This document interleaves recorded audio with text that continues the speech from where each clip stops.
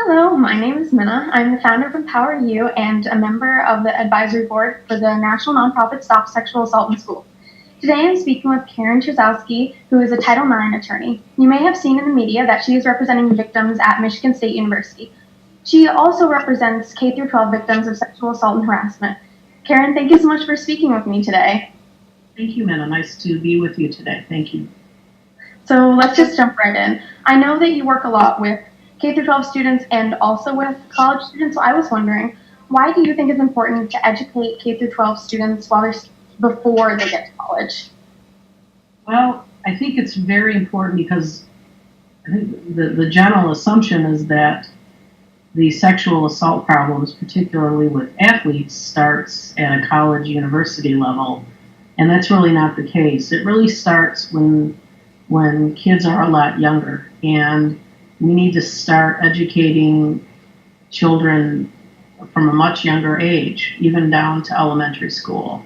And as time goes by, the young people that I represent are getting younger and younger.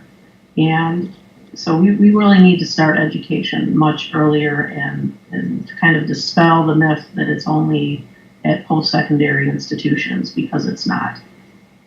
And do you think that if we educated students at a younger age, that it would cut back on the sexual assault and harassment that you see at the college level and even in like high school levels and stuff? Well, I would hope so. I mean, it's really hard to make that prediction, but I think that up until now, we haven't really been addressing it with younger kids. And so until we try it, I don't know what's going to work, but I'm hopeful that it would. I mean, we need to educate kids about what is consent, what is appropriate touching, what's acceptable behavior, and we're not starting early enough. So at this point, I'm very hopeful that if we start on that path, that things will change. And as far as that education goes, what role do you think that communities serve in the education process?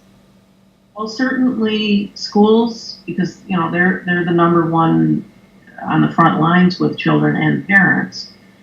But communities need to educate kids, and community leaders need to learn about the same things, because those myths still are floating around out there about sexual assault and false reporting and all those types of things that just are not accurate. So it needs to start from the top down with community leaders and administrators and superintendents of school districts and principals and teachers. All those people need to kind of get on board with this. So I had mentioned earlier that I was a member of the Stop Sexual Assault in Schools Advisory Board, and you are as well. Why do you serve on the Stop Sexual Assault in Schools Advisory Board?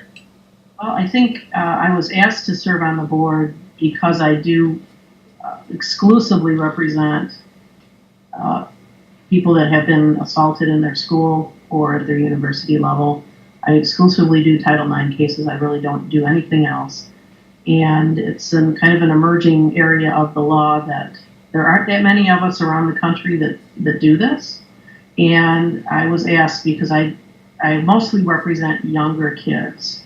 I do represent kids at the college level, but most of my clients some of them are in middle school and some are even in elementary school.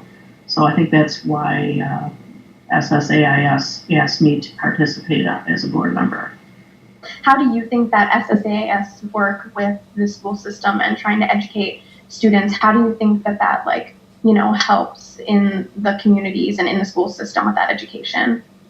Well, SSAIS is in its infancy, and just in the short period of time that they've been around, they've made and left an amazing footprint. And the materials that they put out, their website is in such easy to understand format, and I think they really have a good handle on the information that needs to get out there to the appropriate people. So I think that their information and the way that they send it out is really effective. Well, Karen, thanks so much for talking with me today. Oh, thank you, Minnah.